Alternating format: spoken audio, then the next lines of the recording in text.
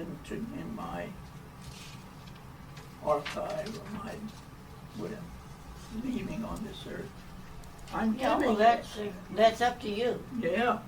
Well, believe me, I'm very interested in the La Jolla Historic Society. I've been giving SDSU large architectural graphics, both the original graphite on paper and colored, but I haven't given really much of the colored renderings of vinyls.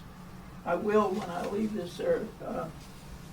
But I'm thinking maybe the La Jolla Historic Society might be interested in my library and papers, which the metaphysical graphics have another dimension. Exactly. I'm just planting that in your ear, and I know we have a special relationship over many years, you and I. Correct. I have the highest regard for your knowledge and talent. Thank you. Likewise. And there's not a lot of people around left that I can think of that.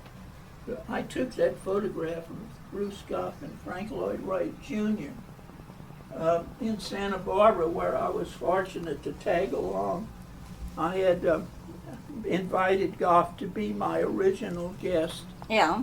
at SDSU in 1970, and they invited me to go meet the two Wright brothers. One of them lived in Del Mar, you may know that. Yes. John yes, Lloyd Wright. Frank Lloyd Wright Jr. in Los Angeles. So we had a great... So this is Junior, huh?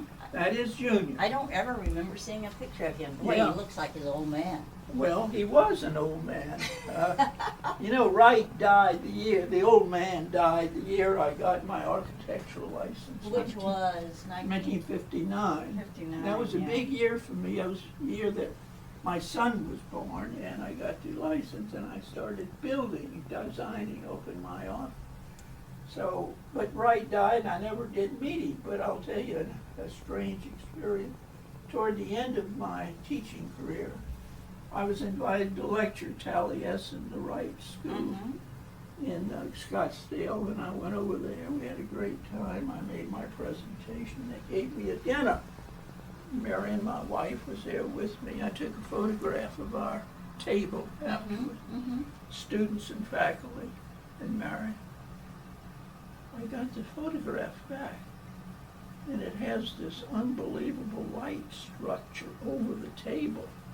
I call it the ghost of Frank Lloyd Wright. Oh, wow. Well, Marion, my dear bride and wife, is in here, what's left of her, Oh. and she's with me. I sleep on the sofa. You sleep over there? I haven't slept Don't in you the have bed. a bedroom? I do, and I'm going to show it to you. Okay. Let's go look at it. I put these papers out, and that was a big 1994, big event in my life, Wow. because it started a lot of lectures and exhibitions, 12 countries after this, and you see they call it environmental energy, bioenergy. So I introduced that to the Europeans. I'm proud to say they didn't know anything about it. So I had a good audience, and I went around, and it was very rewarding at this stage in my life. In 2023, I was in Husu in America. In 1975, I had my first national exhibition here at the International Design Conference in Aspen, and Rainer Banham was there. And he became a real good friend, a great supporter of my life's work. And I invited him to lecture. He died shortly thereafter. But his wife, his widow, came to both of my lectures in London. Oh, yeah. They were that devoted to my work. This lady here was my grandmother. That's my aunt, my grandmother. She taught me how to read in the French history book of Louisiana. And this is one of my ancestors' plantations. And although everybody knows me by my new work, I love European architectural history. That's a beautiful. What is that? A house or a This fortress? is the Duke the Italian, the great, memory is so bad when you get to my age. The Medicis, this is the Medicis' main villa in Tuscany. I would go around in the summer. I went 45 times to Europe, photographing the history of architecture as I saw it there in Europe. Yeah, I know you're very, you've written a lot about places in France. And That's you're very right. connected That's to right. the French culture. My French history has really been very powerful in my life. This is a memento of Paris. There is a great restaurant called the Tour d'Argent overlooking the Notre Dame Cathedral, and I took my bride, Marianne, there. You know, you dine up high overlooking the Notre Dame Cathedral, and so later I designed a replacement for the Notre Dame steeple. It burnt in the fire. The crystal steeple. That's right. Yes. Yes. Bless you. You've done your homework. Thank you. Well, I'm not surprised of all the people who wrote this about it. crystal steeple, how tall was it in the God, design? now Did you think about that? Yeah. I forgot honestly the height, but it was exactly what it needed to be mathematically. Yeah. And That would have been beautiful. you know what inspired me was Ai Ming Pei's crystal pyramid at the Louvre. Yeah. It has been very successful, and I believe the French government would have earned a lot of credit building that steeple, conical energy steeple, to replace the old wooden one. They had to chop down hundreds, I don't know how many hundreds of oak trees to make that. I don't think they've actually completed it. I was going to ask, is that project completed? No, it's not. It's not been, and I think that's one of the problems. It's very difficult to complete today. The amount of wood is incredible, and I could have saved them a lot of money and provided them a better environment in the sacristy area. Let's go in the next room. I want to show you the... And maybe you could have given Lali Crystal a job. Who is this fellow up here? Okay, thank you for asking. This is the piece de resistance of my wall hanging. That's my great-great-grandfather, Francois Valois de Gris. His great-great-grandfather was born in the Palace of Versailles. His father was the colonel in Louis XIV's Palace Guard. Now, this gentleman was quite smart. He became a medical doctor studying in Paris, but he came back to Louisiana, set up his home and office not far from where I did in Covington. And he built and he developed the brick industry in that part of Louisiana and the creosote industry to timber. He was a very good doctor and architect, and his grandfather was an architect who built prefabricated houses for the Islanos, these Canary Islanders who needed to be housed quickly in Louisiana. That's the first prefab structures I know of in that part of the world. What were they made of? Wood. They were made of wood and they were modular, something very unusual at that time. He also built carts because Jean Lafitte the pirate was his neighbor and they were friends. And Jean Lafitte needed to haul his goods from his camp to the city at night. And he built these wooden carts, ox carts. Yeah. And so then he built the only dome sugar mill on the river in New Orleans because they were Templars. They were Knights Templars from the time of the First Crusade. Degree family, this is my grandmother Degree. They went to 5 crusades, and they were at the first one. And there's a book called The Counts of Gruyere that you can read on the internet free. And it's an amazing story. I've been to the castle twice. I took both wives there. I have a picture of it here. You can see the Gruyere Castle. Gruyere, the castle. It's the town in Switzerland, French Switzerland, where the cheese comes from. Yeah, I was going to say, it's spelled Yes. just like the cheese. Yes, exactly. I may be going to Switzerland in May. Good for you.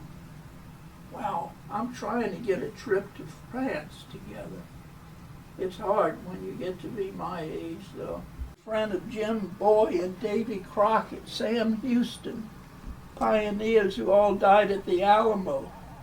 And the only reason he didn't die at the Alamo is they left a day ahead of schedule to go fight the battle, and they were all killed, which was lucky for me since I wouldn't be here today if he had gone. Now I wonder, did this fellow have brown eyes or blue eyes?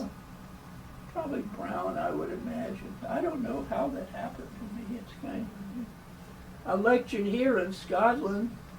That school was burnt, sadly. Charles Rennie McIntosh. Oh, it was designed by Charles Rennie McIntosh, huh? Marvelous building, just Yeah. absolutely beautiful. Boy, what symmetry there is there. Yes. And that's my most precious note from Mary Ann. You are the light of my life. Oh, that's sweet.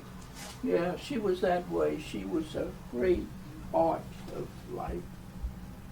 She gave me 20 wonderful years. My first wife of 48 years died of cancer, and then finally Mary Ann died of cancer. Very sad. Here is the Gruyere Castle and a nice photo of it. Oh, yeah, From yeah, a yeah. distance. Boy, it's set right in the mountains, isn't it? Yeah. I recommend it if you ever go to Switzerland. In architecture on this side, and the metaphysical graphics on the other side. And you can see the difference.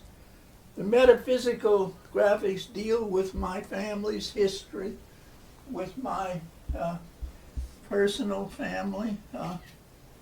There's even right where Carol's standing, there's This a one? graphic on Gruyere. Oh, yeah.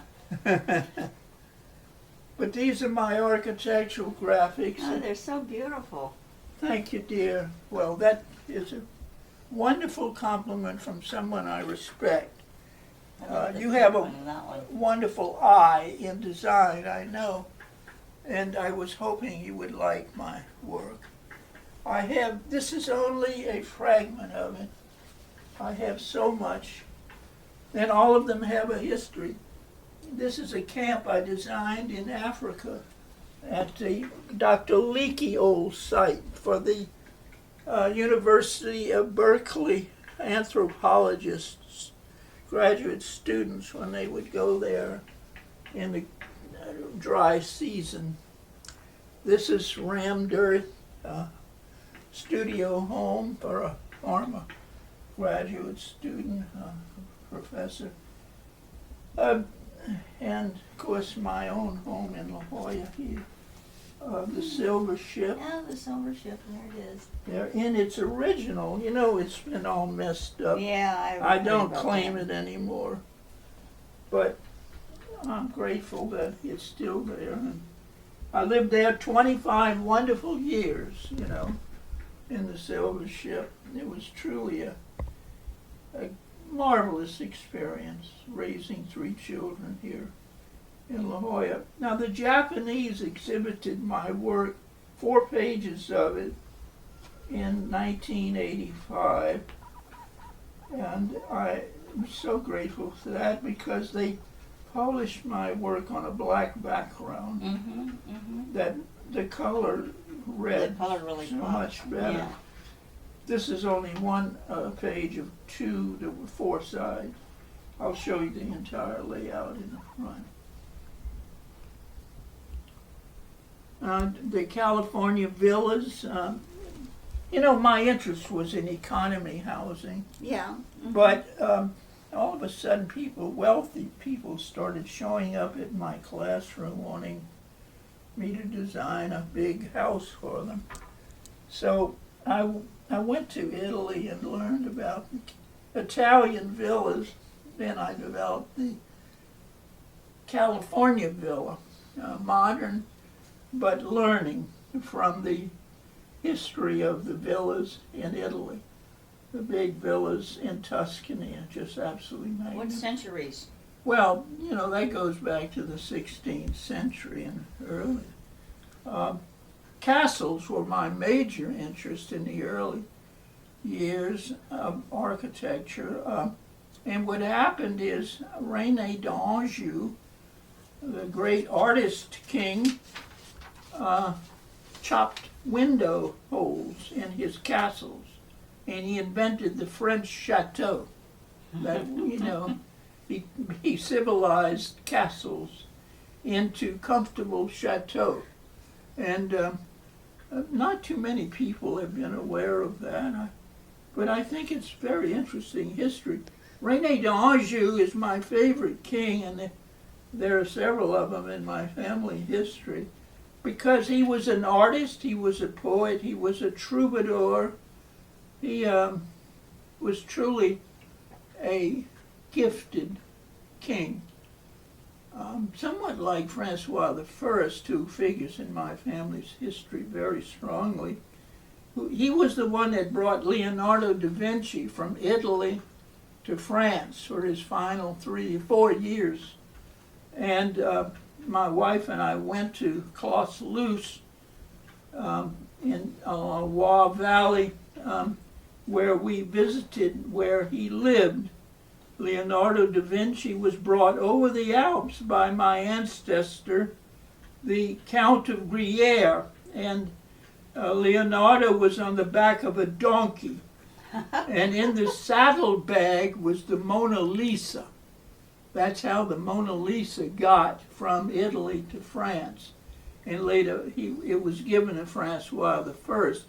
And he was one of the better kings. He founded the French library, and he related to my Bresse family and my Savoie family and my Gris family. When I retired, I had malaria. My last lecture was in Brasilia. I had a big exhibition there in the mid-90s, and went into the jungle and I picked up malaria. It was at Brasilia, and it knocked me out of the box, so I retired. I found out I was very sick. I found out I could earn almost as much money retired as working. No one ever told me all this. In fact, they never told me that I should be paid more money because I was an architect. Although I didn't have a PhD, it was equivalent to it. No one ever mentioned that to me at SDSU. They keep things like that quiet. I know. You know But from your... you were very indebted to, I love the bird curtain over there. Oh, yes. Those are interesting. Yes. Yeah, I think you, one of your first times at San Diego State, you met Martha Longnecker. Arthur, you know, I'm so happy you know that. I arrived on the the El Cajon bus with my portfolio. I decided, I had already taught at LSU, I decided, I was working on the PSA terminal here at Lindbergh Field. I decided I wanted to teach again. I went out there with my portfolio, and she was standing in the front office where people arrive, and I asked for the architecture department. She said, "Come with me." She took me and introduced me to Ilza and Lloyd Ruaco, and they reviewed my portfolio. They hired me and waited 2 years for me to get my master's degree. So that was truly a wonderful gesture on Martha's part, and we've been friends ever since. She did a great job with her museum there in Balboa Park. So did you actually go back to Louisiana to get your architecture degree? I did. I went 2 years to New Orleans, and I had a great time there building. I built the Jazz Workshop there. I built an apartment published in New York there. The Jazz Workshop was published in the Sunday Rotogravure color section. I built a very interesting fabric crafts shop there. All 3 projects in the Vieux Carré. But I also got into research in environment.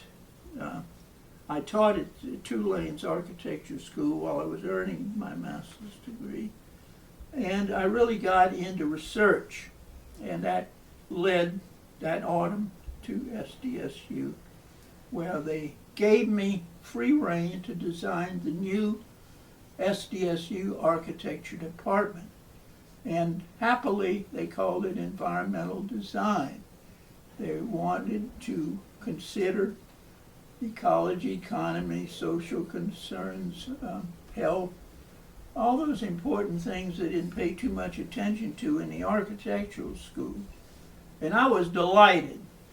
And you see that graphic there near McKenna, that's the Sky Ocean World.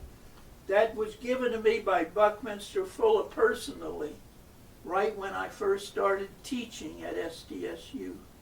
He sent that to me, and I had it hanging in my classroom for many, many years, almost 30 years. Buckminster Fuller, I heard lecture twice, and I was gratified. His organization, after he died, invited me to host their final conference. And that's been recorded. I lectured there. It's on the internet and YouTube. And I met a lot of the veterans of the Whole Earth Catalog who came to that conference. And I'll show you when we go back into the, why don't we go back into Okay. the The Whole Earth Catalog, that was what, 1969? 69, you're right. Okay. You see, you're a scholar. I treasure it. And not only that, they published Dome books, the Dome Book 1 and 2. And Robert was a student in those days, and he remembers all this very well. We built our own camping structure. You see it right here in this image. And 50 of us, we built it for $50, and 50 of us went over to Taliesin, Yeah. the Frank Lloyd Wright School, and the School of Wright student over there, Paolo Soleri. Mm-hmm, mm-hmm. And we visited the cliff dwellings of the Indians over there. It was truly one of our best field trips. Many years later, I rented a Traces Trailless bus at the border here with 2 drivers at the Christmas holiday, and took a busload of students to the Yucatan to document the Mayan sites there. I'm sure you know how marvelous that world is. Oh, yes, yes, yes. Did you, you must know Harry Crosby, or did know Harry Crosby. We showed his movie here about 2 weeks ago, Oh, you're kidding. and his widow was here. Yeah. It was yeah. wonderful. Oh, yes. That's a yes, marvelous yes. film. Uh-huh. And we have a lady here, Eve, I think is her name. She was in the film, and she is like me and in quite an aged position, but she's alert, and she went down to Baja many times on those field trips. Now this little book here, I put it close to where I sleep. It's a French book I bought in Paris, and it's about the villas, the chateau of the Champagne region. We had a movie here just this past week on a Champagne region villa. But at any rate, my ancestors' homes are in here. And this is where Napoleon studied as his military work. The school in the largest chateau in Champagne region is just a few kilometers from my ancestors' chateau. We don't have the time for me to go through this, but like this is one of my ancestors. Oh, those are beautiful. There are many of my DNA ancestors in there, and it makes me feel really good. New Orleans always close to my heart. One of my ancestors' brother, Lamothe, invented the Sazerac drink in New Orleans, which is a wonderful drink. They will serve it to you at the La Valencia here. Oh, really? It's on the menu, yes. At the new whaling bar? At the new whaling bar, which is nothing as good as the old whaling bar. Oh, tell me about it. That you know. Now, you see this, I'm giving this to my children. I have many of these. These are my notebooks while I was teaching. They're loaded with graphics, sketches, notes, ideas, clip-on. It's a combination of my thinking as a professor. So, Did you keep notes on like a daily basis? oh Or? yes, Yeah. I did. And usually in these kind of notebooks. Yeah, I remember I had a few of those kind of notebooks, that black and white. They're really good. Yeah. And, you know, I must have 45, 50 of these. Oh, my word. So I think they're valuable, and my children, I gave them 3/4 of the proceeds of the sale of the silver ship, but I'm wanting to leave them with something, and they like the idea of the grandfather painting, but I'm afraid they would sell it. I'd like to see them keep it in Now some you kind. have, let's see, you have 2 daughters and a son. Is That's that correct. That's correct. Derek, Bronwyn, and Leslie. Bronwyn lives here in the edge of Santee, and Derek lives in Panama, where he's retired, and Leslie's in Arkansas. But we're close. I communicate. They're here. Bronwyn was here yesterday. She brought me, I got my new shoes. New shoes. Oh, Had to well, get that's those pretty good for meeting you, Carol. I looking. couldn't go around in my I old feel honored. I feel honored. Now this table, this chair, I've turned my chairs into table, has some of my best graphics dealing with energy right here. The double force field prototype, power residence. And this is a prototype. It's like a Japanese tea house, but also for health and exercise. We have a great exercise teacher here at the chateau, and I'm hoping to convince the powers to be here to build a few of these prototypes for people my age that might help them in their last days. Oh. And they cost about $50,000 a piece, so they're having to think about it. But I'm thinking that eventually they will get built. Okay, where would they be built? Someplace We around have, La Jolla? well, let me tell you, you may not realize it. I'm happy to show you the space. We have this patio, but we have an even larger one up higher, Oh, okay. and it's rarely ever used. And it would be a great place to do something like that.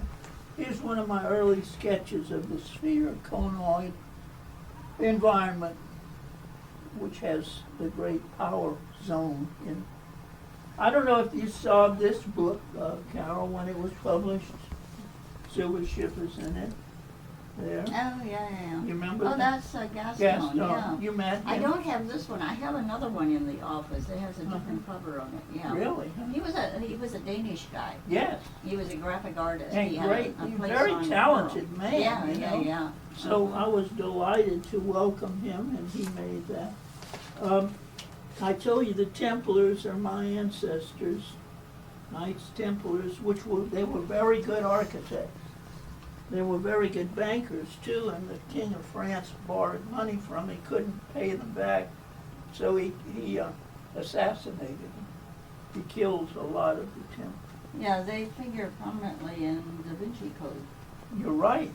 Right, you read the book. I read the book. I did too. I read every word of the book, and it was a big book. I did too, and not only that, but I've studied all of the related books to that syndrome. Uh-huh. I know a lot about it. My family relate their history to much of that history. So I can assure you, you have a friend in me in regards to the history around that book.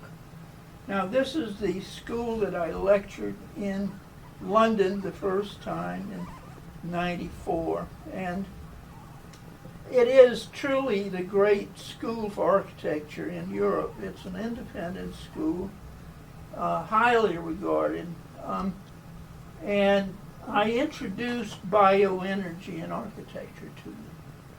And I can thank Rainer Banham, Dennis Crompton, Peter Cook, brilliant people in London who encouraged me and invited me.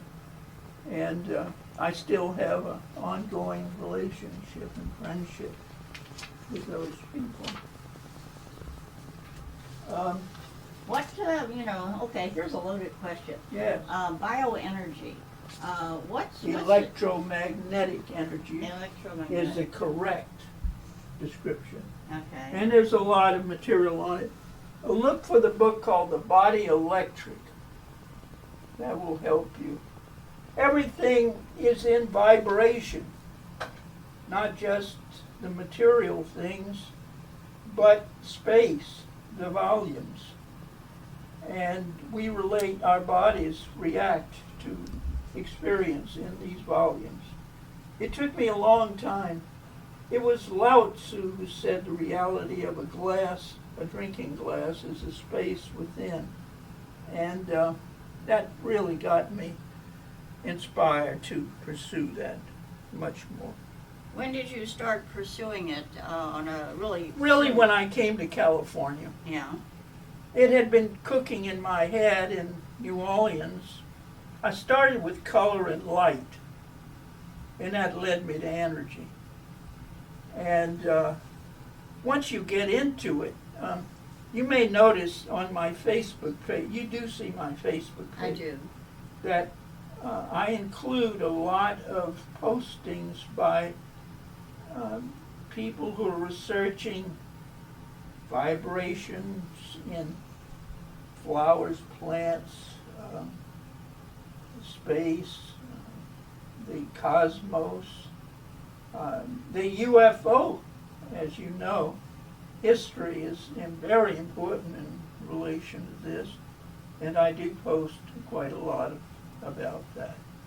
This is my page in the Paris Biennale, 1985. My wife and I went. There is the original catalog there. That was the greatest honor I ever had. The next year, the French government invited me to be part of their Architecture and Energy Committee. And they published my research and invited me, and I lectured at the Rudolf Steiner School in Dornach, Switzerland. Now, you're going to Switzerland. Dornach is not too far from Zurich. Oh. And the Rudolf Steiner School there is a fabulous place. There's a fragment of them here, the school. What are those schools that Rudolf Steiner started, Robert, here in San Diego? Do you remember that? No, I don't, sorry. Anyway, it's a marvelous place to visit.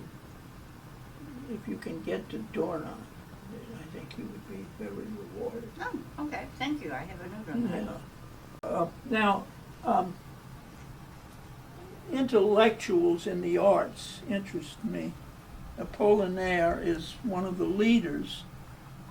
Surrealism, he relates to superrealism. The French were not satisfied with the status quo, and modern art really took off in Paris and France because they were looking for a better reality. I've always been welcomed there in France. Even though my mother didn't want me to speak the language, they spoke it daily in the house. They didn't want me to know what they were saying. In my family, it was German. Oh, Every is it? time my grandmother didn't know what she was telling my mother, she spoke it in German. Where is the town that you... Washington, Missouri, outside of St. Louis, small town on the Missouri River. That's where I grew up. You know, there was a Governor Ray of Missouri and a Ray County in Missouri that my family No, didn't know it. figure in. I've never Yeah. been to Missouri. Well, you don't want to go. Go to France, believe me. That's what I'm doing. Tulane means a lot to me. New Orleans means a lot to me. There's something called genetic memory. I don't know if you've heard of that, but each one of us deeply has certain inclinations, feelings, orientations that we've inherited from our ancestors. And that's why when I go to France, I feel like I'm going home. You know, I Yeah. felt so comfortable there. And my friend, in fact, there's a picture of him right here. Clarence John Laughlin, I don't know if you've heard of him. He was a great artist and photographer in New Orleans. Not a good picture of him, but he is buried in Paris at Père Lachaise Oh, yeah. Cemetery. It's the only place an American can be buried in Paris. And Jim Morrison is buried there. yes, you're quite right. And I wouldn't mind being buried there, but it's going to be out of my hands, so I'm not going to worry about it. This is where I exhibited in Paris, the Villa. Uh-huh. It's a wonderful park. Had been a plantation, and an exciting place to visit on the outskirts of Paris. This envelope had 2 volumes of the book, and I put one of them, The God's Machines. Okay.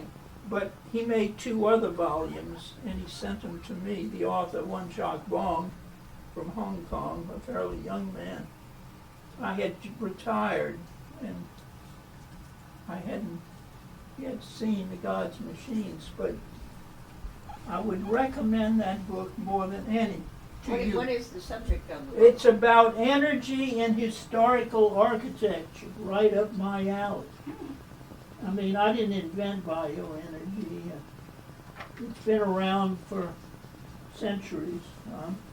Ancient architecture is loaded with bioenergy in churches. There is, I'm just trying to think, the lead that was going to take me into. Well, is that the reason, Oh, you go... Somebody took my books. Oh, They were dedicated to me, inscribed to me, printed in the book. yeah. I lost that book. I lost several important journals that I've been published Oh, in. no. That's one of my interiors in New Orleans over there I still have. But I had the Domus, the great Italian magazine. I had Architecture and Urbanism that had those pages.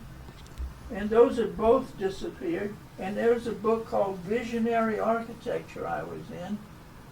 The movers who moved me from the previous apartment to this apartment, I think, were thieves. Oh, no.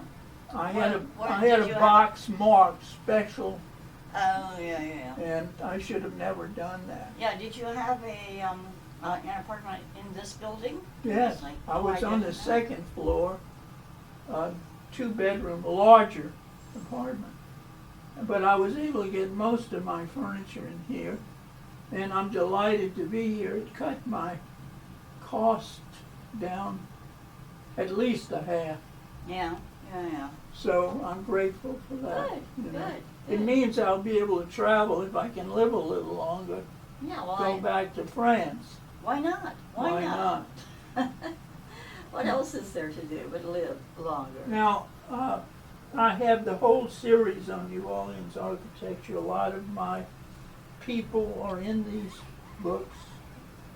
So many memories, plantations, townhouses.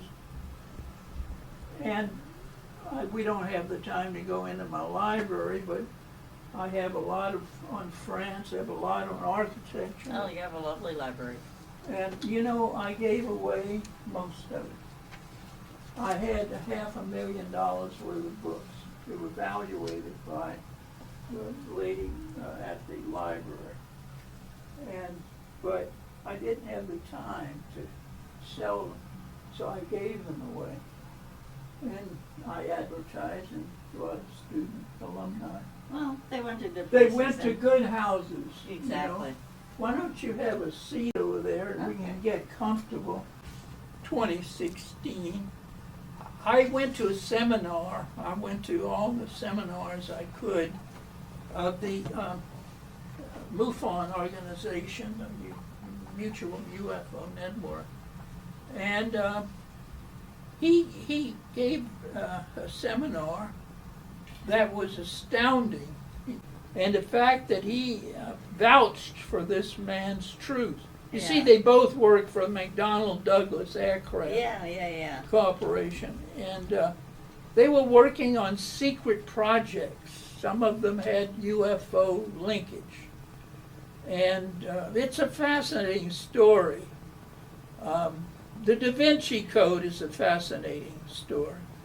They're both equally fascinating. So if you ever have the opportunity to discover this man's lectures, there's several, are on the internet, on YouTube. And I will tell you this. In 1947, age 15, I saw this craft. I was going to ask you about that. That was the most astounding experience of my life. Yes, you were flying kites with your father, weren't you? Exactly. Myself, several other kids. I was 15 years old. And here is this craft going over our heads, a UFO. And this is impossible. We are seeing, none of the articles had come out in the newspaper. We are watching a miracle. This craft going over our heads, and we didn't know what it was. The articles had not come out in the newspaper about UFOs yet. So we didn't know what to think of it. And eventually the articles started coming out about UFOs in the newspaper. But I cling to my memory, and at every point I would talk to authoritative people. It so happened that there was a Colonel Emerson, who was a member of a NICAP, National Investigation Committee on Aerial Phenomena, who lived in Baton Rouge. And I met him and told him of my experience, and he recorded it, and it's part of the NICAP history. There are literally thousands of sightings now recorded. There's an organization in Washington State, the National UFO Reporting Center, that records all the sightings daily and nightly. So many of them are at night. And not only that, there are the crash retrieval conferences that Dr. Wood and his son Ryan sponsored in Arizona. I went to several of those, and Nevada. I can only tell you that there are a lot of profound people, researchers involved. The truth is coming out. I don't see how the government can hold the truth back anymore.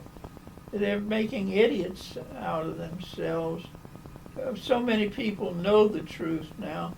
Yesterday and the day before, I posted 2 new videotapes on UFOs coming from responsible sources.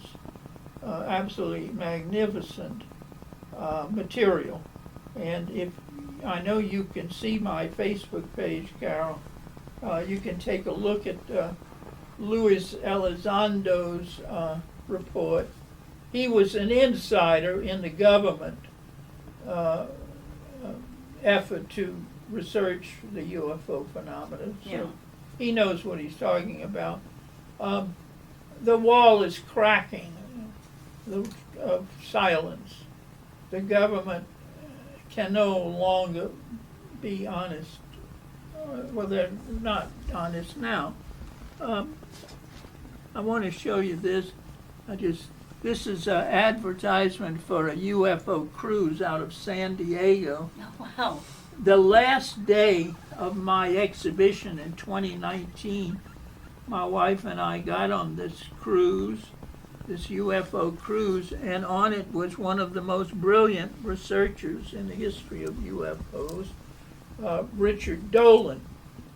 Dolan is from Rochester, New York, and he was a history scholar, and he kind of just accidentally discovered UFO history.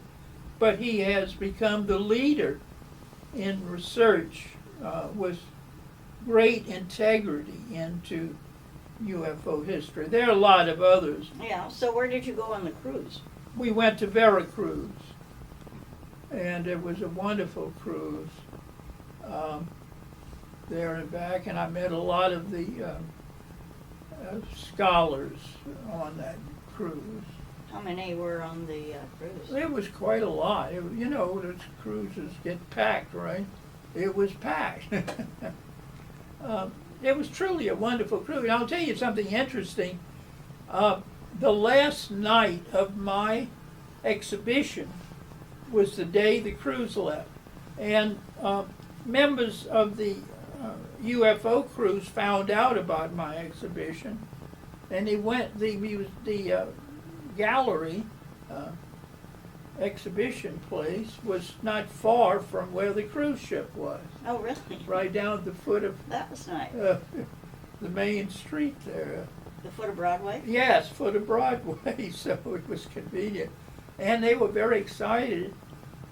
Several of them told me how wonderful my exhibition. And you can see, and I'm glad I thought about showing you these, you can see at our feet are these books. They're Facebook books. And yeah, that's a small one, early one. But that's my first house on the cover. The books themselves, Is that your roundhouse? that is the more rectilinear. It was like Case Study House, if you're familiar with Case Study House. Yeah, no, I guess. And that's the Rand Library design on the cover of that one. One of my best large designs. But I would be very happy to lend you one of these and give you an opportunity. It's a cross-section of my life and work, Carol. Look, there is my wife in her last days, Mary Aw, Ann, Yeah. right here at the chateau. See, McKenna can Thank you. get a shot of that. Beautiful. Yeah, she was wonderful.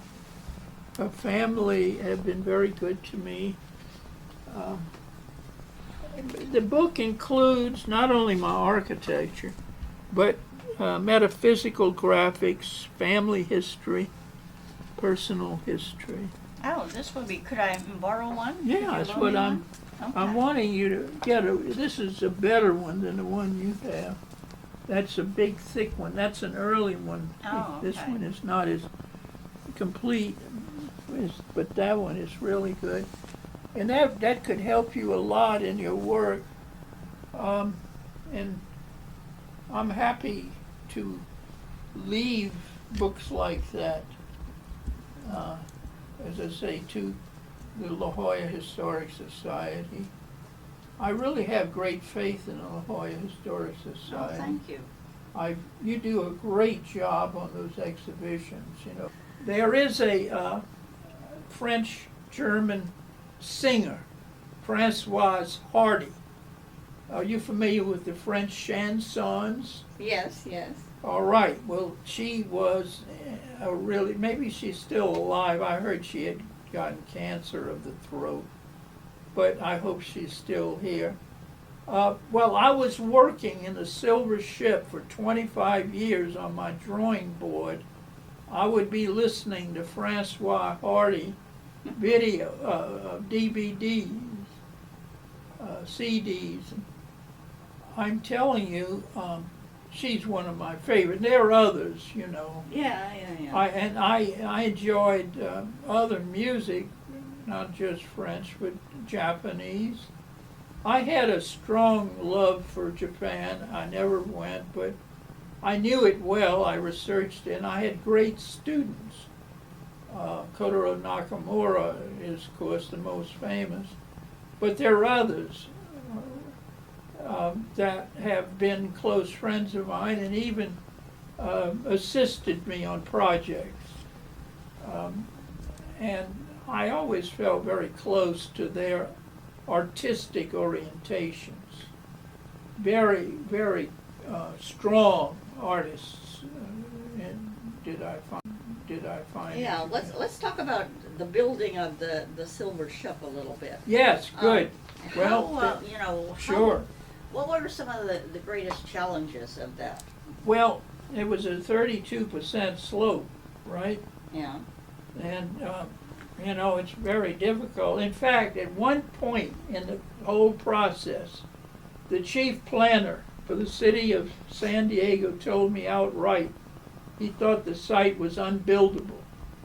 Well, I knew no site is unbuildable if you know how to build on a steep site. It has stepped footings, and it's been there for a very long time, and it'll be there after I'm gone. So that was discouraging. And at another point, I was told by the planning department, this is too unusual, So I went and I photographed every house on my side of Nautilus Street. No two of them were alike. And I went down to the city and I laid out all of those photographs on the counter. I never heard one item about the difference in appearance after that. It's like dealing with children when you deal with the bureaucracy. So you just have to try to work with them and hope that they will forget their ego and be decent humans. They're little people in big jobs. But at any rate, I got my building permit, and with 4 devoted student assistants who had never built anything before, we accomplished it day by day, carefully. At one point, the lender was a very conservative lender out of Rancho Santa Fe Saving and Loan, told me, we don't think you're going to finish the house with the money you have left. Well, I had my facts and figures with me.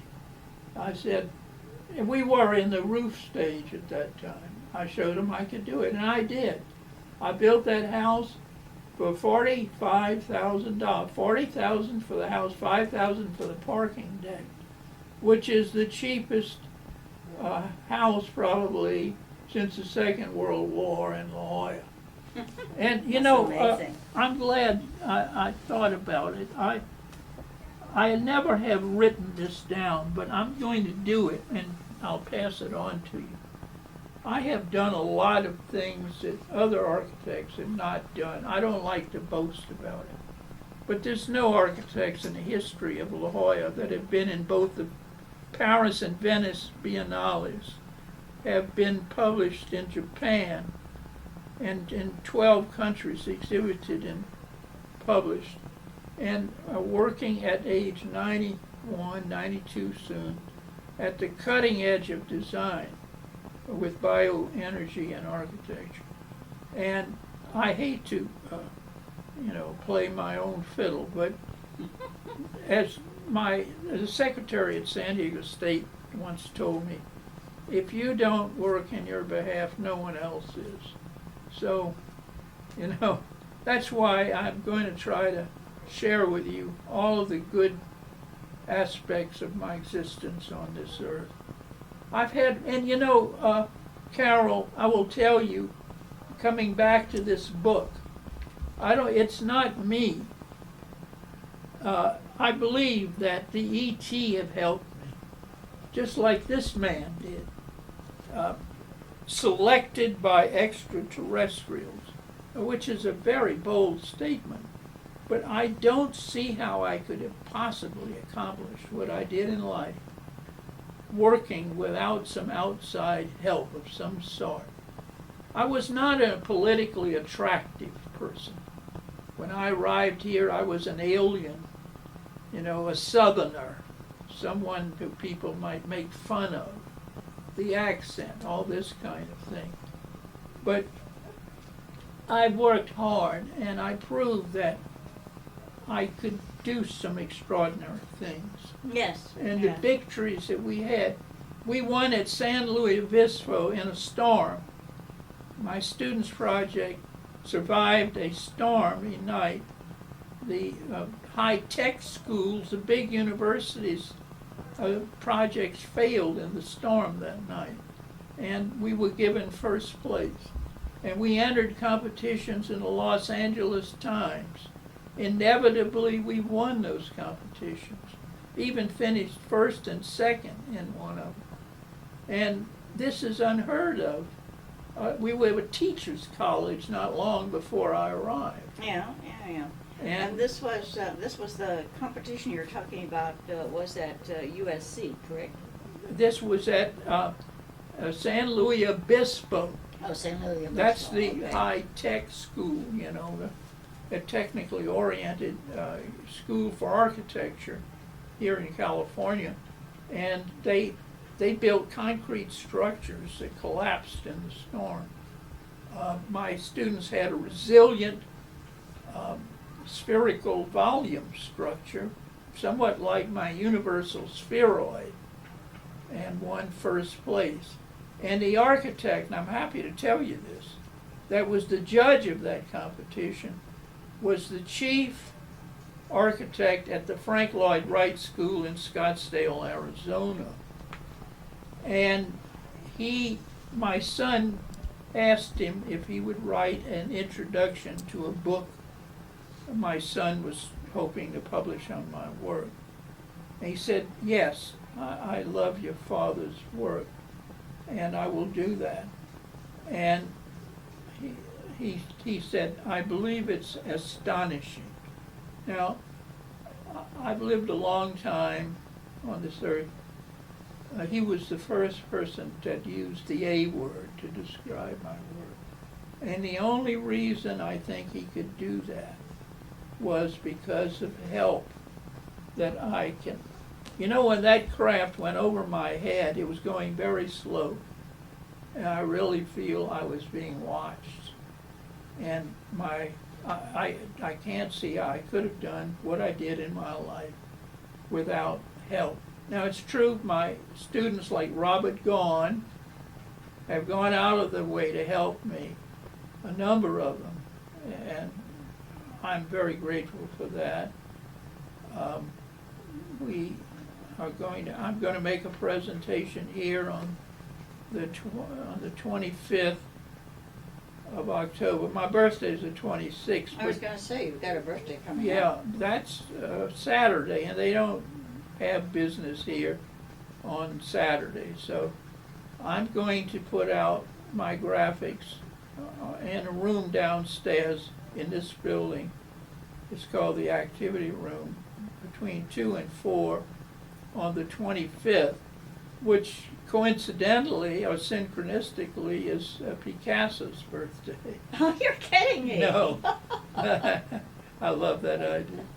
But at any rate, I'm so grateful that I'm still on this earth. And, you know, my life has never been more rewarding. Now in the United States, less than 1% of the people in the United States can afford to build a house today. The costs are so high. And that's why I focused on affordable housing as my major interest. I also gave away a lot of project designs, twice to African American families, many times to private organizations. I once designed a haircutting establishment, a railroad car in Solana Beach, and my students got out. We built that for them. I did a restaurant on India Street. I gave my services. The cooks and the students built the project. I painted all the signage myself. Pictor's Metamorphosis restaurant on India Street. And I did other projects around San Diego, donating my time. And I don't like to boast of that. I never have before. But I hope that when I leave this earth, people know all about Irving Gill, you know, and they should know about Irving Gill. But somebody came after Irving Gill. He's still here. But you know, I will tell you this. I'm not an attractive guy politically. I won't go into it. But when Frank Lloyd Wright worked, he didn't join the AIA, the American Institute of Architects. He didn't want to be part of a club. And I followed that idea.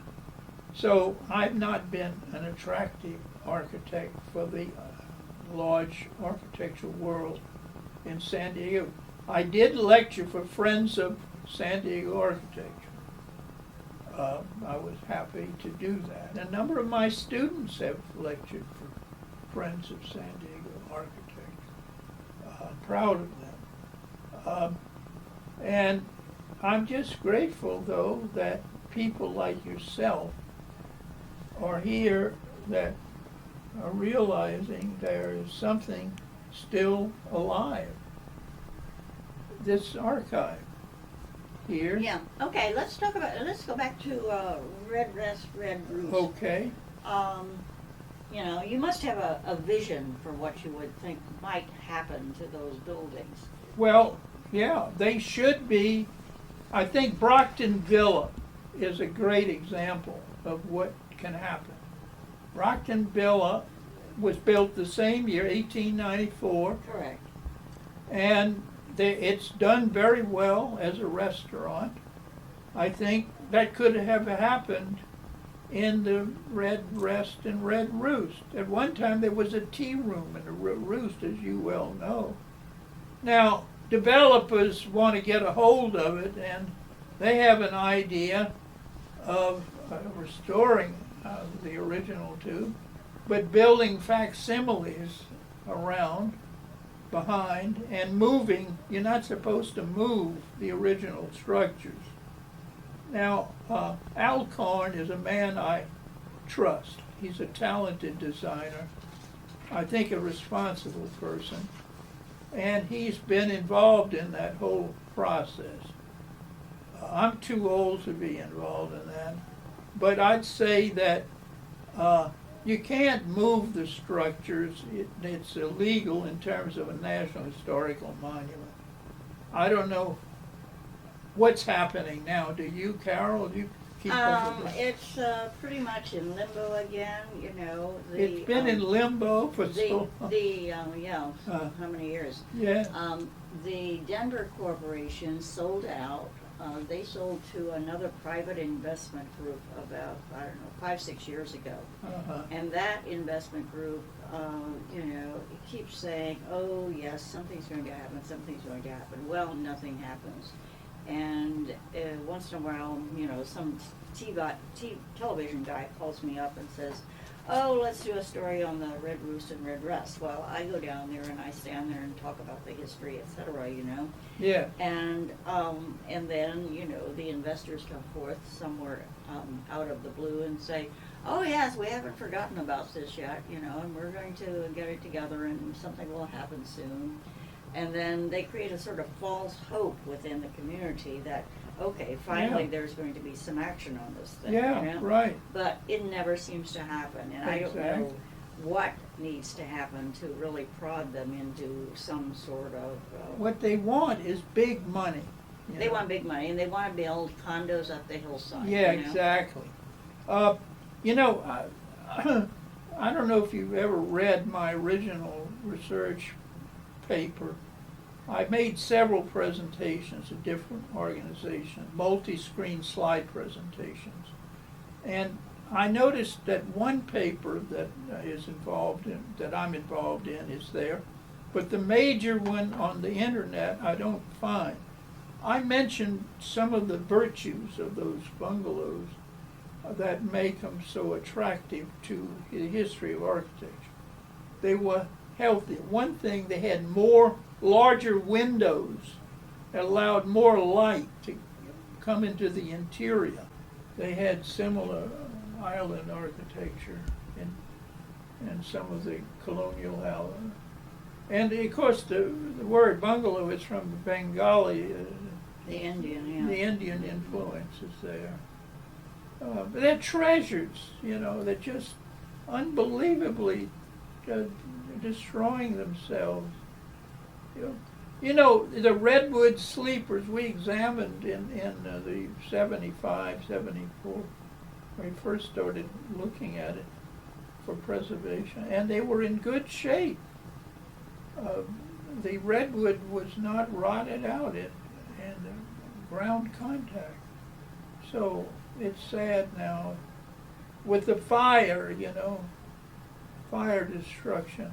Only recently I discovered where Gregory Peck grew up. Oh, over on High Avenue. Yeah, near the elementary school. Yes, yes, yes. I had always heard that he was, they used to like to make a little pun out of it. He was born about a block from here. His father, the druggist, was living there at the time, he and his mother, about 2 blocks from here. Now, I don't know if that's true. That's the rumor I was told. This house, now credited for housing his family, I think was when his father became more wealthy. I think that house is probably a better house than the one he was born in. I think you're probably very right, because the house that where he grew up supposedly on High Avenue, it's owned by what's her name, Elise Quackenbush, and her husband was on our board of directors for a while. He's now deceased. But we had it on the garden tour one year. It's a pretty big house, and it's got you know, extensive garden in the back. Yeah, I want to go and look at it. Yeah, it's let me know if you want to go sometime, because I can call Elise and she'll let us come in. Oh, great. Yeah. Okay. I used to look at the building across the street on Bonnie Ave from where I lived. I was 4 doors, I think, from the beach, maybe 3. And there was the same kind of slip farm construction that Schindler used on the El Pueblo Ribera, on the corner of Bon Air and the Coast Road there. You could take a look at that, and it appears to me to be slip farm construction. You know, where they would move the farm up every day. Yeah, the tilt-up thing. Yeah. Yeah. Well, tilt-up is a little bit different. They just do horizontal and tilt it up slip farm, the farm moves up every day. You get a new section, maybe that high.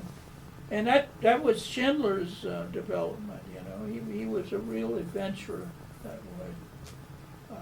Interesting guy.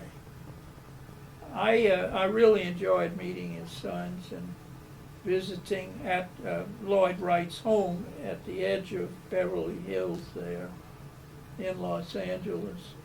And I had my first Japanese meal with them, Bruce Goff and Lloyd Wright. Of course, Lloyd had lived in Japan with his father. Yeah. When they built the hotel there. And their reminiscences were wonderful. We went to the Soden House in the Hollywood area of Los Angeles. Do you know this house? I do not. It's a magnificent structure. Look it up sometime. Sowden. We went there while I was with them on a little field trip, and it's absolutely incredible. And I have posted on my Facebook page a little piece I wrote about going to the Soden House with Lloyd Wright and Bruce Goff and seeing this exotic, I mean, the movie industry was helpful, and it has been, in helping make some of the most interesting structures in Los Angeles. This is one of the reasons that I have always preferred Los Angeles, San Francisco, is the motion picture industry has brought in many creative Europeans in the war effort, but also the motion picture industry attracted creative people.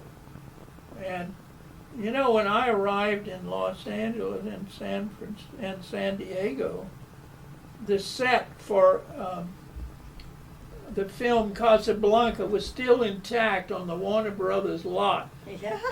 in Los Angeles. They could have made a fortune charging people to go see it.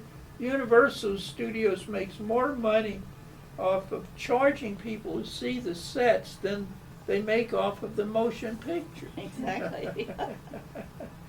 So I've always loved Los Angeles. My wife, Mary Ann, grew up in Westwood Village, and part of the joy of being married to her was her reminiscences. You know, she met Walt Disney, Shirley Temple, Tyrone Powell was in her church picking up her dime on Sundays, this kind of thing. That's my ancestors' Dome sugar mill at New Orleans, the only dome sugar mill. The sketch was made by the architect for the American Capitol, French heritage, and he settled in New Orleans and made that sketch. The Dome Sugar Mill was a reflection of their Templar heritage. Is this building still standing? No. Unfortunately, they tore that plantation down. I went looking I did find the site. There's a little church there and an industrial building, a prefab, called Paradise Chapel or something like that. What would have been the advantage beyond aesthetic of building a domed sugar mill? Well, they have high electromagnetic energy in a dome. You see, it's just part of a sphere. And so the Templars knew this. You know, Saint Bernard was a neighbor of my ancestors in the Orient Forest of France. He invented the Knights Templar. He built over 250 monasteries, and he was the brains behind the cathedrals, Chartres and Notre Dame. Ooh. And my ancestors were part of his organization. And they're still talking to you. The ancestors. I do think so. Genetic memory, you know. I'm hoping to go back. I'll tell you also, I want to, well, there are two other things here to share with you.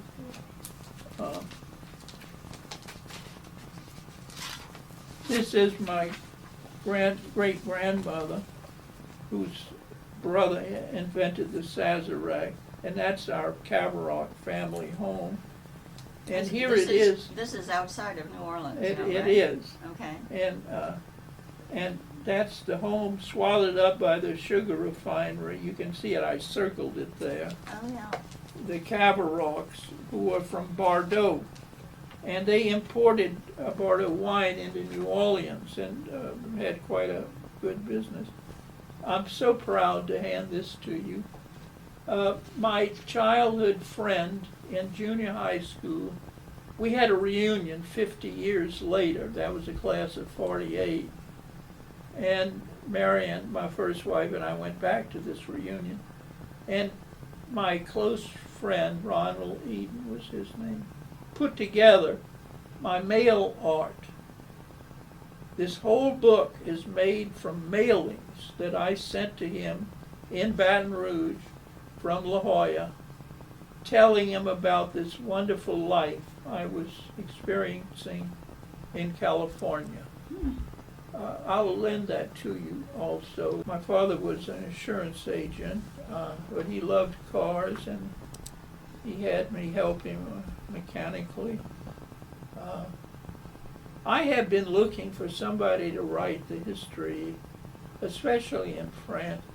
You know Mrs. Light, did you know her? Georgiana Light, the painter? The author of this book. Oh, yeah. Patricia. I've touched bases with her. She has a chapter in here based on the bungalows, the cove. Did you see that?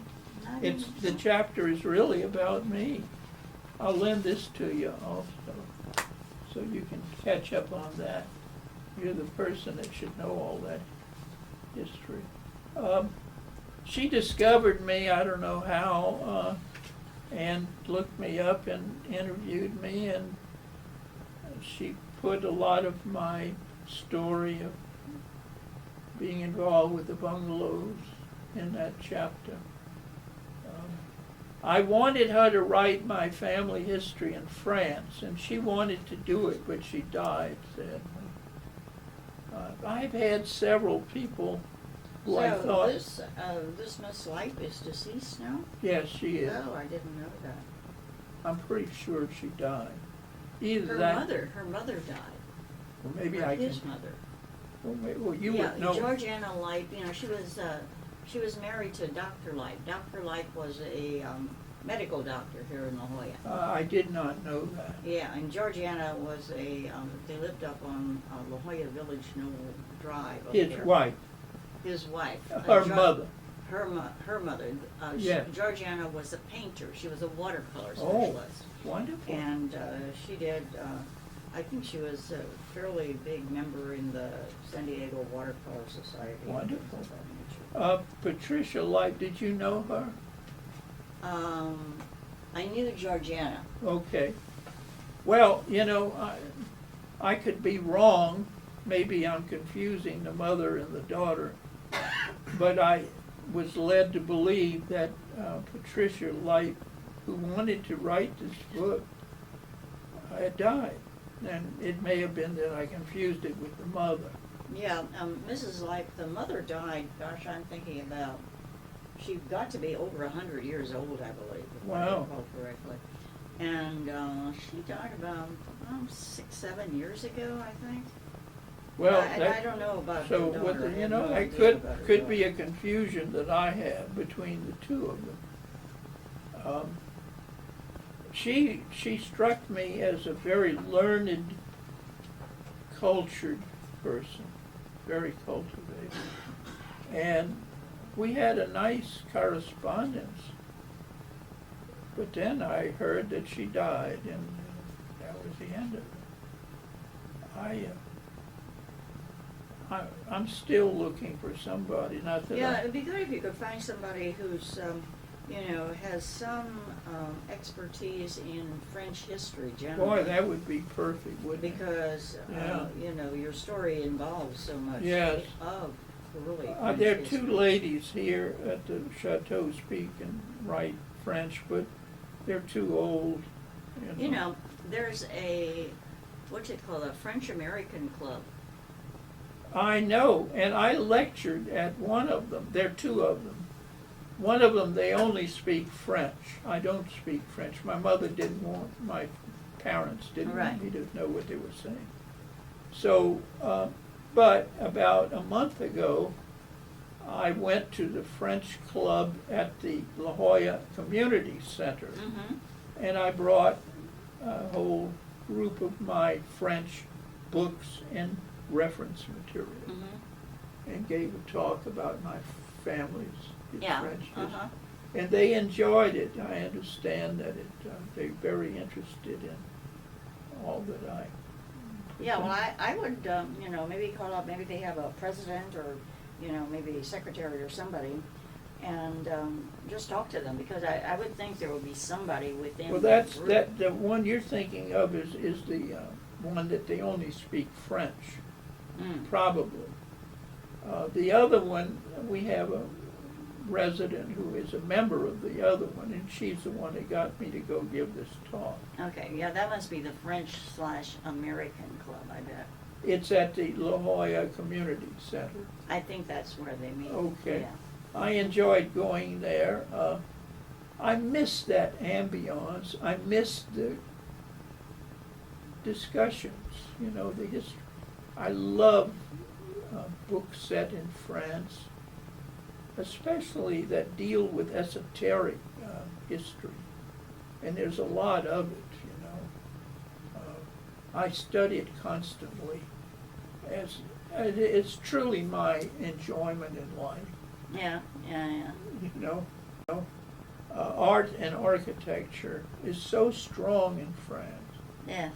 and Paris, and the city just makes me feel so good when Yeah. I. What are your favorite parts? Well, I was just going to say, I spent a lot of time in the 6th arrondissement, Yeah. but then I discovered that the Centre Pompidou had all the good exhibitions. So I discovered a little hotel in the 4th arrondissement Oh, on the really? right bank Yeah. that it's called the Caron de Beaumarchais is the name of this hotel. Okay. It's a wonderful little hotel, and Caron de Beaumarchais was a musician. I think he was a composer. Well, an artist owns this hotel, Okay. and he's turned it into a museum with a kind of an installation exhibition in the lobby. Oh, wonderful. It's truly a magnificent place to stay. Yeah. Uh-huh. And it's affordable. That's the first place Marianne and I stayed in Paris. Later we stayed in the Abbaye with Catherine Deneuve and Marcella Mastriani history. And the beauty, that you can't beat the beauty of the Abbaye Hotel. It's just incredible. It's a bit pricey, but what a great location. Yeah. I had some interesting experiences in Paris. One night I was going to lecture in London, my first lecture in London, and I got on the train in Rome, the express overnight train to Paris, Mm-hmm. and there were two musicians with me, and we were alone in this compartment. It's a wonderful train. They have so much charm and atmosphere. And the overnight express. Well, Michel Morgan was the name of one of these two violinists. And I had my portfolio with my lecture materials, and I was going over it, and she got interested. And we became friends overnight on this train. Well, we were lifetime friends after that. She hosted both of my wives and I in Paris. Oh, how nice. Fixed dinner for us in her home. Her boyfriend, his brother would be the king of France today. That's the kind of people she was rubbing elbows with, Right, you yeah, know. yeah. So she hired, oh no, she didn't hire him, she invited a Greek friend who spoke English and French to have dinner, and so we had a marvelous evening. Her boyfriend, who was a Bourbon, he brings out his scrapbook on Louis XIV, you know, his ancestor. Right. Now, he knew that my ancestor had been the colonel with Louis XIV in the palace there. So we became good friends. And she invited us, Marianne and I think it was Marianne, it might have been my first wife, Marianne, on the Seine River. They had fixed up a barge. At sunset, we were out on the river going around Notre Dame, and they had an orchestra, Oh, my God. you know, and all of the aristocrats in Paris Right. were on this. We were kind of, And you were just cruising around. yeah, I'm telling you, I could write a book on the joys of knowing this lady. We had a long correspondence, and many times in Paris with them. We hosted them in some nice restaurants. We just had the best time. It was one of the greatest social interchanges I ever had. She even tried to have me design a French-American college. Wow. I come to find out, though, that the aristocratic man behind it didn't have money to match his desire. But he had a title at least. Yeah, Huh? he treated me to some nice dinners. I've had a wonderful life in Well, you both certainly have. countries, you know, and Italy, I love Italy. I spent so much time studying the Italian villas to design my California villas. I even went to Berenson's home, now a museum, library actually, on the outskirts of Florence, Yeah. below the little town that Frank Lloyd Wright went to publish his Wattsmouth's portfolio. I forgot the name of it. Overlooks Florence. Oh, yeah. I don't remember the name of it either. And I rented a car to go in the countryside north of Florence, in the forest there, where the Medici have their chateau. I showed you the drawing. Yeah, the pictures. And that's truly, you know, it was King Henri Rene, who King Rene collected the Medici library. Mm. Somehow he developed a friendship from his French heritage to the Italian Medici family, and he was their agent collecting books all around the world for the Medici library. And There's a job. oh boy, that man really deserves a book. The problem is they probably went in French, you know. Yeah, right. But thank God for the internet. You know, Carol, one of the things that's made my life rich now in my 90s is access to the internet, where I can get information without always having to buy a book. Truthfully, it's been a great joy to be able to research from different standpoints. I was looking for your material, and I got that wonderful article about you as being the town crier. I loved that. I posted that on my Facebook page, and I'm going to look for others, you know. You have been a great servant of culture in this town. And, you know, we're lucky to be in La Jolla. In 1950s, there's a National Geographic article on La Jolla. I'm sure you must have seen. I've seen that, yeah. That's a great article. I Mhm. really love that. And before I ever saw the town, I fell in love with it. You know, Yeah. through that article. And when I got here, it only took me a half hour to decide this is where I wanted to spend the rest of my life. Really? I'm very grateful to be here. And